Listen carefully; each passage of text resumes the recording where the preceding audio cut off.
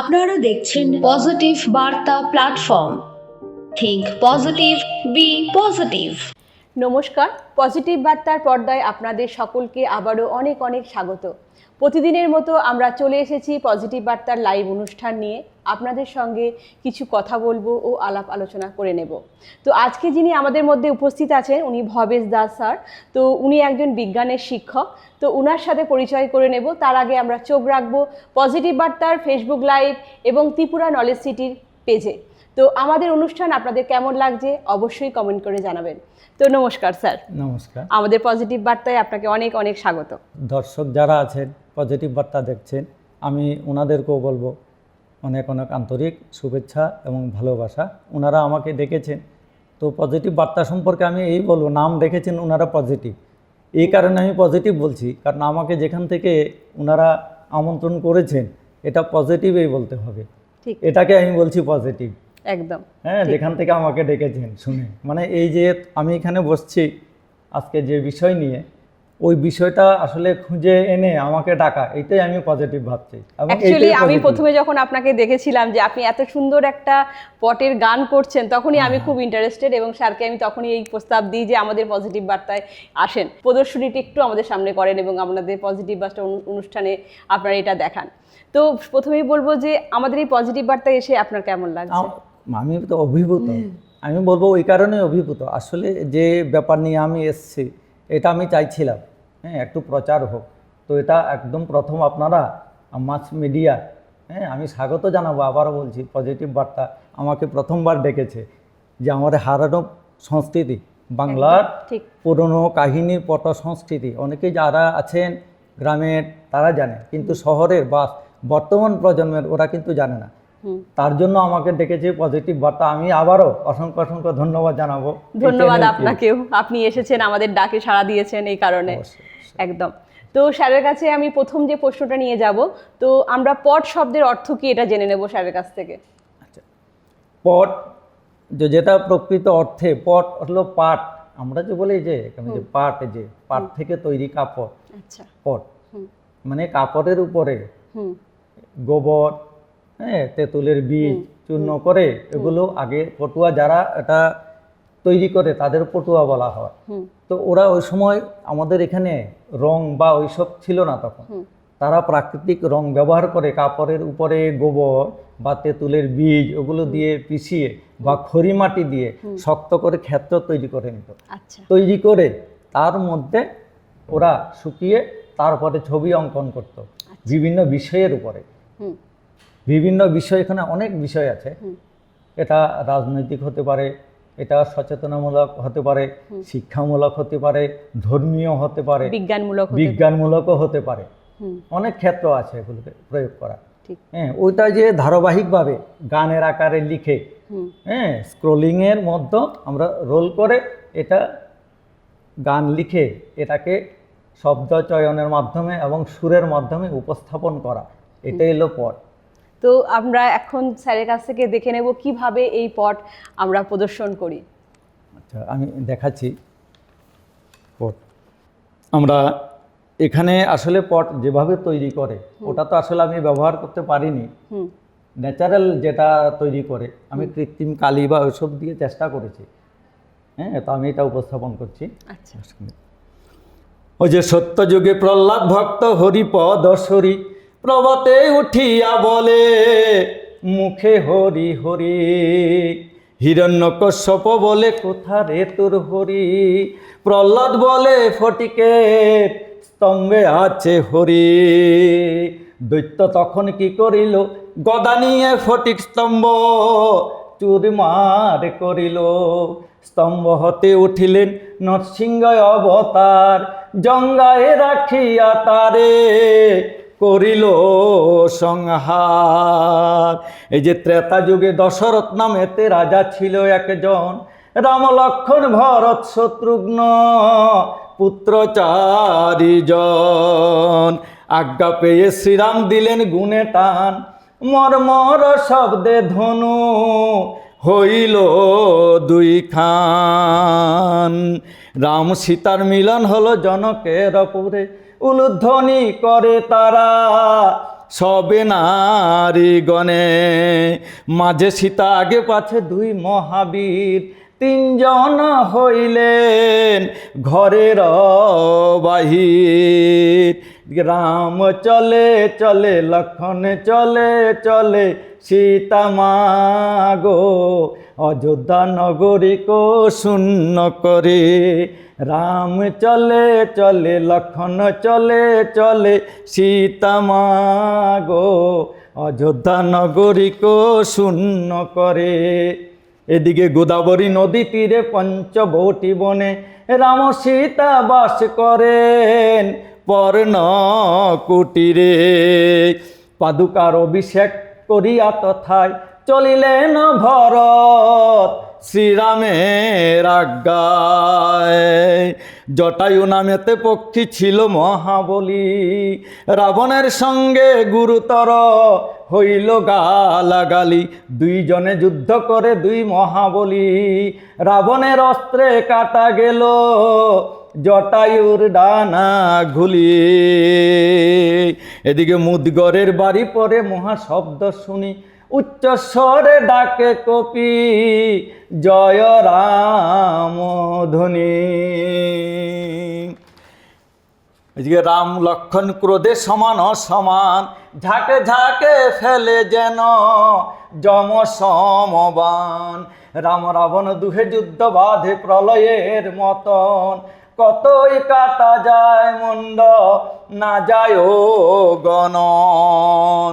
রামকে হারাইয়া সীতা উদ্ধারিল অগ্নি মাঝে, সীতা দেবীর পরীক্ষা যে হইল।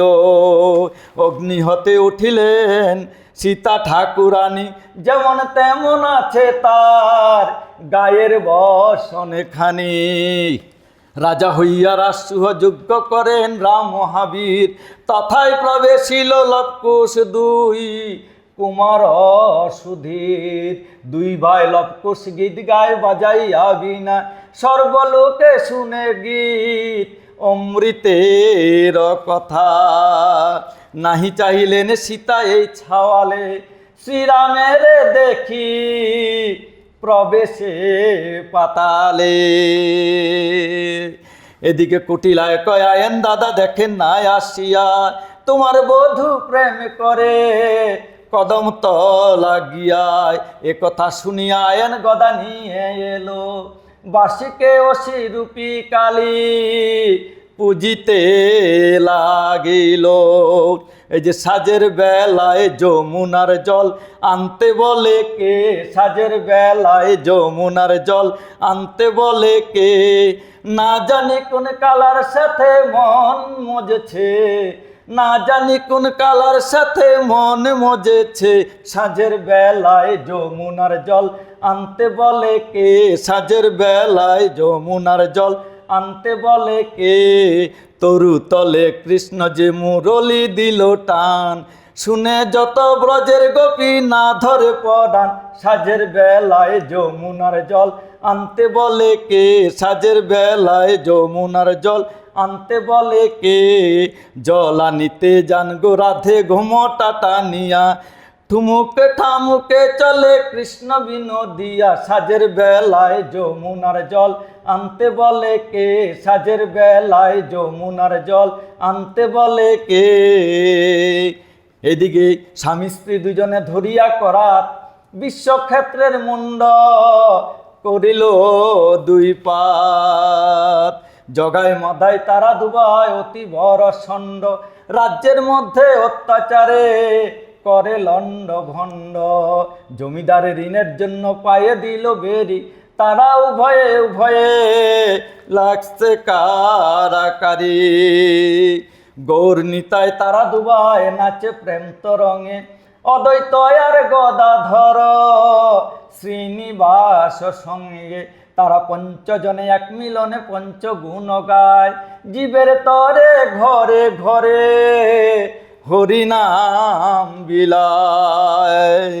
শুভচণ্ডী মা মাগো তোমার নামের মহিমা, শুভচণ্ডী মাগো তুমি যারো বাড়ি যাও। ধন্য দুর্বা তৈল সিন্দুর বাটা ভরা পাও, শুভ চণ্ডী মা, মাগো তোমার নামের মহিমা। আমি অতি অভাজন ভারতের গুণগান গাই, বিদায় দেন আমায় সবার চরণে প্রণতি জানাই। অনেক সুন্দর, খুব সুন্দর, মানে ধন্যবাদ আপনাকে এত সুন্দর একটা মানে প্রদর্শন আমাদের সামনে করার জন্য, যেটা কিনা আমরা দর্শকরা বা আমরা কেউই এটার সম্বন্ধে এতটাও অভিজ্ঞতা ছিল না, যেটা জানতে পারছি আপনার কাছ থেকে। ধন্যবাদ, আপনাকেও ধন্যবাদ। আমারও ভালো লাগছে, ওই কারণে বলছিলাম যে এটা তো আমি প্রদর্শন করতে পারি না। মাস মিডিয়া যেটা আমাকে আপনারা পজিটিভ বার্তা করে দিয়েছেন, আগামী প্রজন্ম ওরা দেখুক, ওরা জানুক হ্যাঁ এটা জিনিসটা কি, আমাদের প্রাচীন ঐতিহ্য যেটা, ঠিক হ্যাঁ সেটা আমি চাইবো যারা আগামী প্রজন্ম আছে ওরা যাতে এটাকে প্রয়োগ করে, একদম ঠিক শিখে। ঠিক। তো নেক্সট আমরা স্যারের কাছ থেকে জেনে নেব যে পট কত প্রকার মোটামুটি হয়ে থাকে। পট দু ধরনের, অ্যাকচুয়ালি পট দু ধরনের হয়, যেটা আমরা জানতে পেরেছি। পট এটা তো ইতিহাস অনেক পুরনো, প্রায় 2500 বছর আগের থেকে এটা চলছিল। এটা দীর্ঘদিন মাঝে অবলুপ্ত পথে ছিল আর কি। হ্যাঁ আমাদের এখানে তো নেই, আমি ত্রিপুরাতে দেখিনি, আমার হাতে বোধ আমি প্রথম দেখেছি, আর জানি না দেখেছি কিনা। তো এটা দু ধরনের হয়, একটা জরানো পট আমি যেটা উপস্থাপন করলাম এটা, আরেকটা হলো চৌকুট। আচ্ছা তো এটা বানানোর একটা নির্দিষ্ট নিয়ম থাকে। আচ্ছা এটা যেমন দৈর্ঘ্য 2 থেকে 3 ফুটের মধ্যে থাকতে হবে দৈর্ঘ্য, আর লম্বা এদিকে 13 থেকে প্রায় 15 ফুট লম্বা হয়, তাহলে তো অনেকটাই বড় জড়ানো হয়। এটাও কিন্তু কম লম্বা নয়, হ্যাঁ হ্যাঁ আমরা খুললে বলতে পারবো এটা লম্বা আছে অনেক। এটা আর চৌকুট, যেটা চৌকুট করে আমাদের আর্ট যে শীট আছে না, আট হ্যাঁ এই আর্ট শীটের মধ্যে আমরা যেটা করি খোলা চিত্র, এই দু ধরনের হয়, একটা হলো জড়ানো পট, হ্যাঁ আরেকটা হলো চৌকুট পট, চৌকুট। এগুলো দু ধরনের। আচ্ছা, ধন্যবাদ স্যারকে আমাদেরকে এত সুন্দর তথ্যগুলো দেওয়ার জন্য। এরপরে স্যারের কাছ থেকে জেনে নেব যে পট কিভাবে তৈরি করা যায়। পট পট তৈরি বলতে আমি যেটা একটু বলেছিলাম, পট তৈরি করতে গেলে প্রথমেই আমার কিসের উপর পট আমি করব, এটা আমার বিষয় নির্বাচন করতে হবে। আচ্ছা হ্যাঁ পট তো বিভিন্ন ধরনের হয়, পরিবেশের হতে পারে, বললাম বিষয় ভিত্তিক হতে পারে। তো আমি তো এখানে যেটা বলছিলাম, আমি যেটা তৈরি করেছি যে শিক্ষক হিসাবে, হ্যাঁ আমি বাচ্চাদের টিচার যে এইডস, টিচিং এইডস যেটা সুবিধা হয় পড়াতে, তো আমি যেটা তৈরি করেছিলাম এটা আসলে কাগজের উপর করেছি। মূলত হয় এটা কাগজের উপর করলেও এটার পেছনে যদি আমি হালকা কাপড়, যেগুলো আমরা কাপড়ের মধ্যে যে কি ফলস বা এসব লাগাই না, এমন হালকা করে এটার পেছনে লাগিয়ে দিতে পারি। মূলত কাপড়ের উপরে গোবর হ্যাঁ বা আঠা দিয়ে, খড়ি মাটি দিয়ে প্রলেপ করে এটাকে তৈরি করে শুকিয়ে তার উপরে রং দিয়ে আঁকা হয়, প্রাকৃতিক রং দিয়ে। আচ্ছা হ্যাঁ এই রং যে রংটা আমাদের প্রাকৃতিক, এগুলো এই যে সবুজ শিম পাতা, আমাদের পুঁই পাতা, হ্যাঁ লাল সিঁদুর, আবির, হ্যাঁ মানে ন্যাচারাল হলুদ, ওগুলো দেওয়া যায়। আচ্ছা আর তো তেঁতুলের বীজটা যেটা বলেছিলাম, তেঁতুলের বীজকে গুঁড়ো করে যে লিকুইড করে দিলে হয়, আসলে পোকামাকড় খায় না, এটা সংরক্ষিত থাকে দীর্ঘদিন। আচ্ছা এটা আসলে এটা তো আমি করতে পারিনি, আমি তো কি সোজা এখানে কাগজের উপরে তৈরি করেছি। মেন পট যেটা সেটা এইভাবে তৈরি করা হয়। মেন পটটা ওইভাবে তৈরি করতে হবে। পট মানে তো কাপড়, পট্ট এটা। বাহ, খুব ভালো লাগছে আপনার সাথে কথা বলে। তো এরপরে আপনারা জেনে নেব যে পটের বিষয়বস্তু কি এবং এটা যদি আমাদের ডিটেলসে বলেন। আচ্ছা, পটের বিষয় বিভিন্ন, এবার বলছিলাম পটে আমি কি বিষয় নিয়ে করব। এবার যদি আমি রাজনীতি ধরি, তাহলে রাজনীতির উপরে আমার একটা গান লিখতে হবে, ছন্দবদ্ধ গান লিখতে হবে, তারপরে ছবি অঙ্কন করতে হবে। হ্যাঁ আর যদি পরিবেশ হয় তাহলে পরিবেশের উপরে আমার গান লিখতে হবে। হ্যাঁ আমরা গান লিখে, ছন্দবদ্ধ গান লিখে তারপরে আমার এটা অঙ্কন করতে হবে। এটা চিন্তা করে দীর্ঘদিন করে। জাস্ট আমি এখানে একটু বলবো, আমি যেহেতু বিজ্ঞানের শিক্ষক, তো ছাত্রদের আকর্ষণের জন্য এখানে আমি একটা গান লিখেছি, এটা তৈরি করতে পারিনি। আচ্ছা হ্যাঁ বিষয়ের উপর আমি একটু গানটা শুনে নেব আপনার কাছ থেকে একটু। শুনো শুনো শিক্ষার্থী বন্ধু, শুনো দিয়া মন, অপুষ্টিজনিত রোগের কথায় আমি করিব বর্ণন। মেরাসমাস, কোয়াশিওরকর আর রাত কানা রোগ, আরও আছে ভাইরে গলগণ্ড আর স্কারভি রোগ। প্রোটিন ও শক্তি প্রদানকারী খাদ্য না খেলে দিনে দিনে শিশুর শরীর যাবে রসাতলে, ভিটামিন এর অভাবে রাতে ভালো নাহি দেখে, সবুজ শাকসবজি গাজর খাবে ভাতের সঙ্গে মেখে। এবার বলি শুনো বন্ধু শুনো দিয়ামন, স্কার্ভি রোগের কথায় আমি করিব বর্ণন। দাঁতের মাড়ি ফলে আর মাড়িতে ঝরে রক্ত, আমলকি লেবু খেলে হবে তা যে শক্ত। গলগণ্ড রোগ থেকে যদি চাও মুক্ত, লবণ খাও ভাই সবাই আয়োডিন যুক্ত। এই কথা বলে এবার ইতি টেনে নেব, অপুষ্টিজনিত রোগের কথা আমি পরের ক্লাসে বলিব। বাহ, খুব সুন্দর। তো এভাবে গান তৈরি করে তারপরে বিষয় ভিত্তিক এবার আঁকতে হবে। আচ্ছা, হ্যাঁ, এটা হলো পটের যে নিয়মটা। নিয়মটা এটা। এটা এখন আমি বলি তো, যারা আছে বর্তমান প্রজন্মের শিশুরা অঙ্কনে, গান বাজনা অঙ্কন, ওরা কিন্তু ভীষণ দক্ষ। ভীষণ দক্ষ। হ্যাঁ, আমি স্কুলে দেখি খুব তো ভালো ওরা আঁকে যে- ওরা। হ্যাঁ, ভালো আঁকে বলতে আমি ওই কারণেই বলবো, আমার এখানে চিত্রের প্রথম চিত্র যেটা এঁকেছি আমার এক ছাত্রীর হাতে আঁকা। খুব সুন্দর। এটা দেখাচ্ছি। হ্যাঁ, আমি তেলিয়ামুড়া করিলম স্কুলে ছিলাম, যে আমার ছাত্রীর হাতে ওদের দিয়ে এটা আমি পরিবেশন করিয়েছিলাম। আচ্ছা। কলা উৎসব যে হয় না, এটা হ্যাঁ, হ্যাঁ। তাদের দিয়ে। ওই ছেলে ও স্ট্যান্ড করেছিল, কোন ইয়েরটা আমার খেয়াল নেই, কিন্তু আমার ওই ছাত্রী যে ও এঁকেছে, আঁকা কিন্তু দুর্দান্ত জানে। তাহলে তাদেরকে শুধু ধরিয়ে দেওয়া, হ্যাঁ, তাদের বিষয়টা উপস্থাপন করে তাদের বুঝিয়ে দেখা। আমি বলেছিলাম যে এইভাবে অঙ্কন করো, তারপরে সে এটা করে দিয়েছে। খুব সুন্দর আঁকে। হ্যাঁ, তো আমি বলছিলাম বর্তমান প্রজন্মে যেটা, হ্যাঁ, তাদের কাছে আমি বলবো যারা এটাকে সংরক্ষিত করে রাখার জন্য, হ্যাঁ, যদিও বা আমাদের বঙ্গ পরিষদ বা বিভিন্ন সংস্থা আছে, ওরা যদি এটাকে একটু দায়িত্ব নিয়ে প্রচার করে, একটু প্রসার করে, আমার মনে হয় ভালো হবে। সমাজের জন্য সবাই তারা জানতে পারলো পট হ্যাঁ, জিনিসটা জানতে কি এবং এটা কিভাবে উপস্থাপনা করা যায়। ঠিক। আমি শিখিয়েছিলাম একটা ছাত্রকে, এটা শিখিয়েছিলাম, কম্পিটিশন করিয়েছিলাম এটা দিয়ে। আচ্ছা, ওটা আমরা গ্রুপ করে, হ্যাঁ, কলা উৎসবে আমি এটা উপস্থাপন করিয়েছিলাম। একজন ছাত্র শিখেছিল, কিন্তু বাকি তো এগিয়ে আসছে না। তা আমার ইচ্ছা, আমরা তো আজকে দীর্ঘদিন থাকবো না, হ্যাঁ। আমাদেরও চাকরি প্রায় শেষ দিকে। তো আমি চাইছিলাম কাউকে এটা, হ্যাঁ, শিখিয়ে অঙ্কন পদ্ধতি, বা ওরা তো জানে, এটাকে আমরা যাতে আগামী প্রজন্মের হাতে তুলে দিতে পারি, প্লাস আমাদের এই যে পটের ঐতিহ্য এটাকে ধারাবাহিকভাবে বজায় রাখতে পারে। আচ্ছা। এটা তো আপনি এটাকে নিয়ে ভবিষ্যতের কথা কিছু ভাবছেন না, যে আমি যখন করতে পারবো না বা আমার যখন, তখন ভবিষ্যৎ যারা আছে তারা যাতে এটাকে ধরে, এবং তার জন্য আমি একটা ক্লাস শুরু করি এবং সেই ক্লাসের মধ্যে দিয়ে তাদেরকে এটাকে, বিষয়টাকে বুঝিয়ে দেওয়া, বা তারা যেন এটা ধরে রাখে? সুন্দর একটা প্রশ্ন করেছেন, এটা অতি মূল্যবান। আমি অবশ্যই এটা মাথায় রাখবো।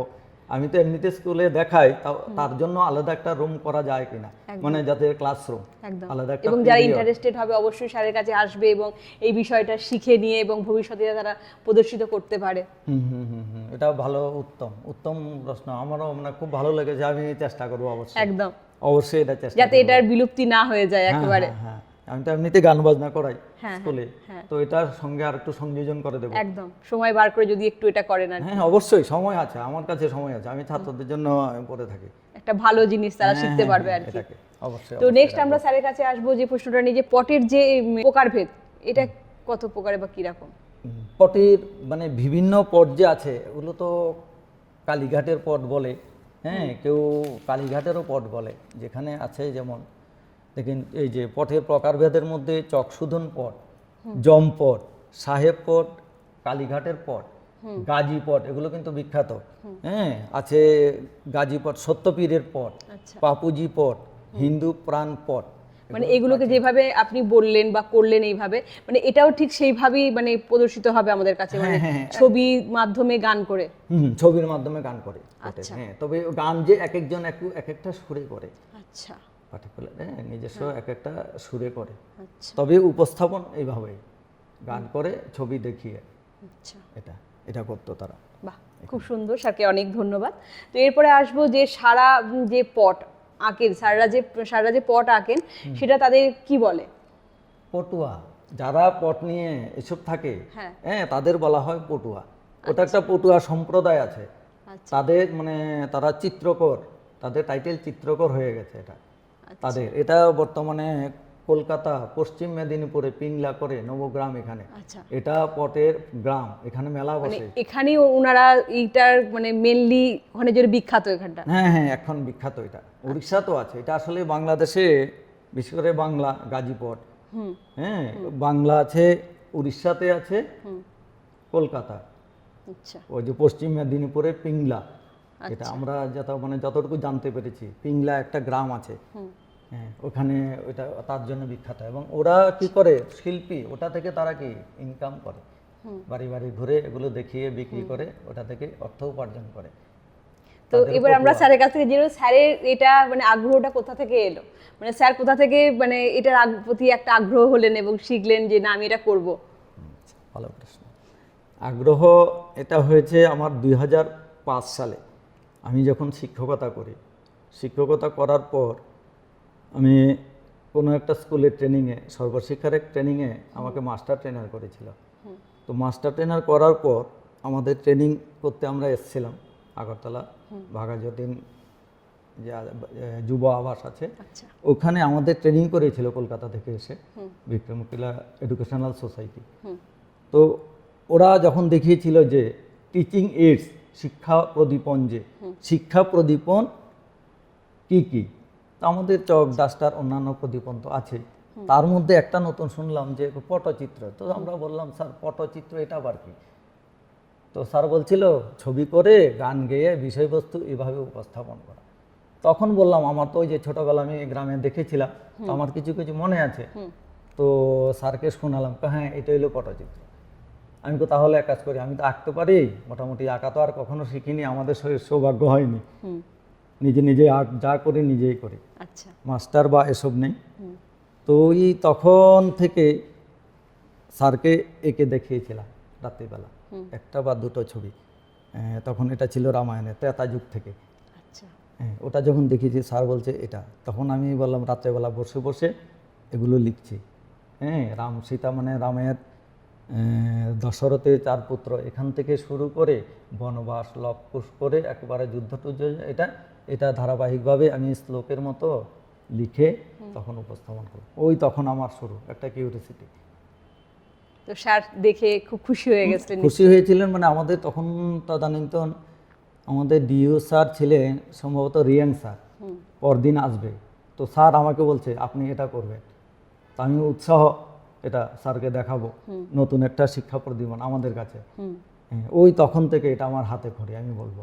বাহ, হ্যাঁ তখন এটা আমি উপস্থাপন করেছিলাম এবং স্যার মানে ভালোই পেয়েছেন।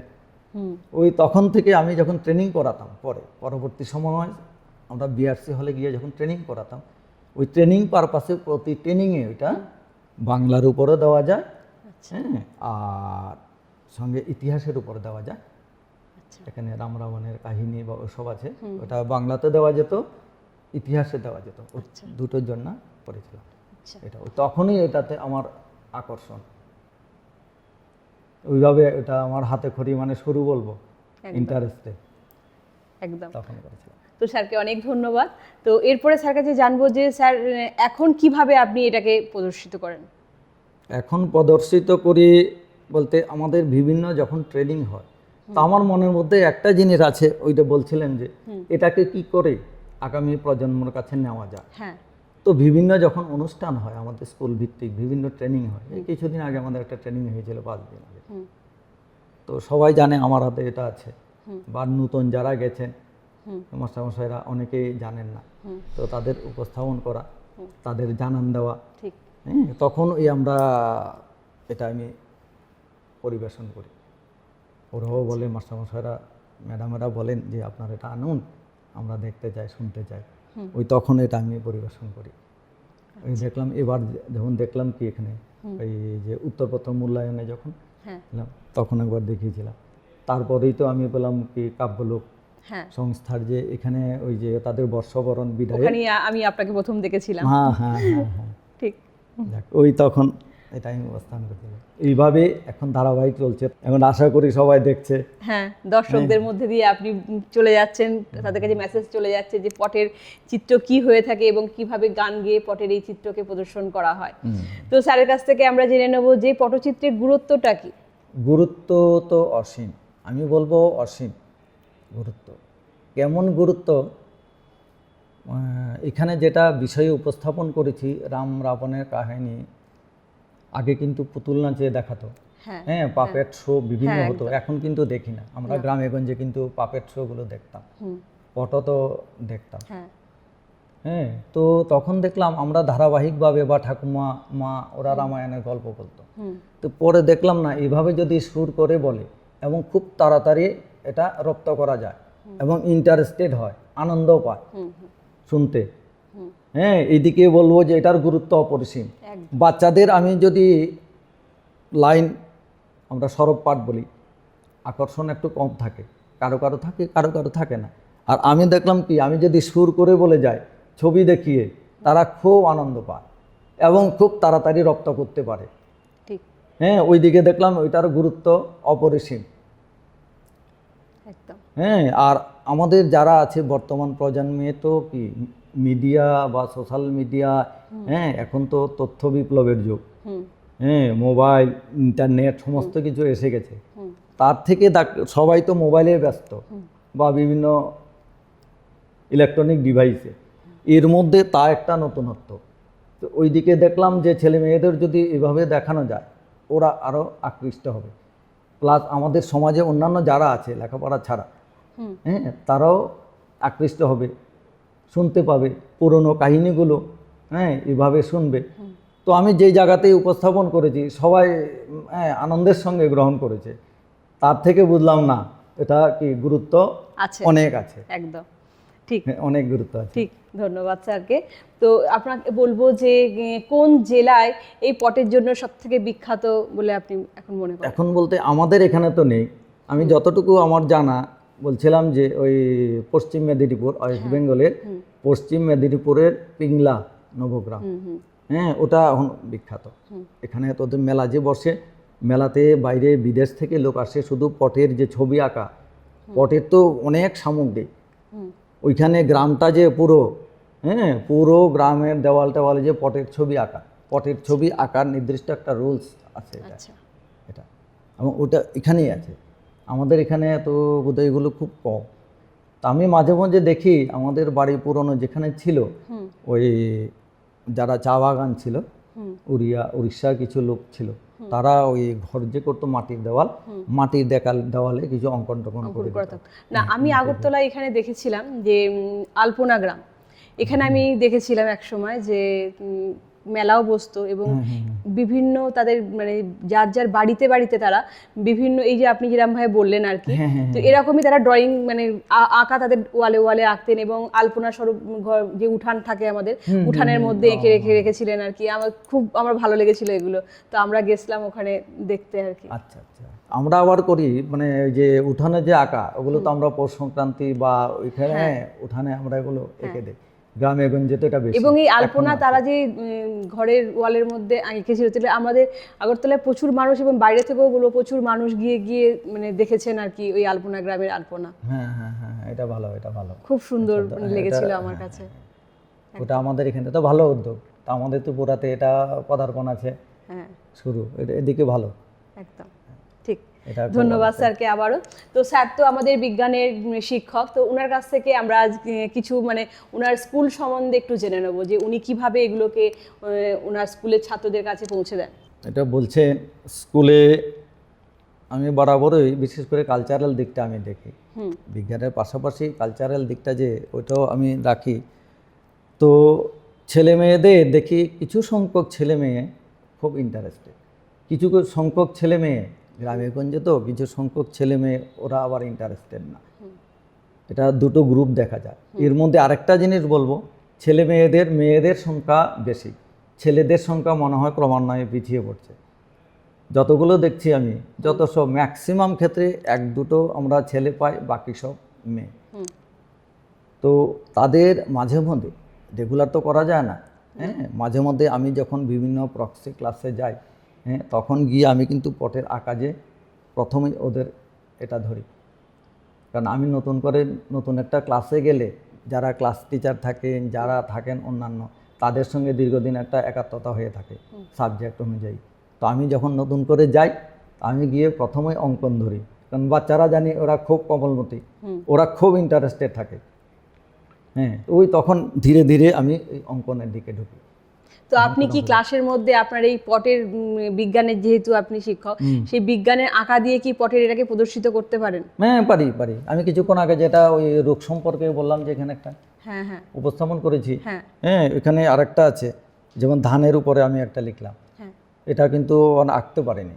আচ্ছা, তো আমরা শুনে নেব আপনার এই গানটি আর একবার। ঠিক আছে, তাই আমি বলছি। ওই যে শোনো শোনো শিক্ষার্থীগণ, শোনো দিয়া মন, ধান চাষ সম্পর্কে কিছু কথা করিব বর্ণন। ধান আমাদের খাদ্যশস্য, এই কথা তো জানো। ভারতে ধানই হলো প্রধান খাদ্যশস্য।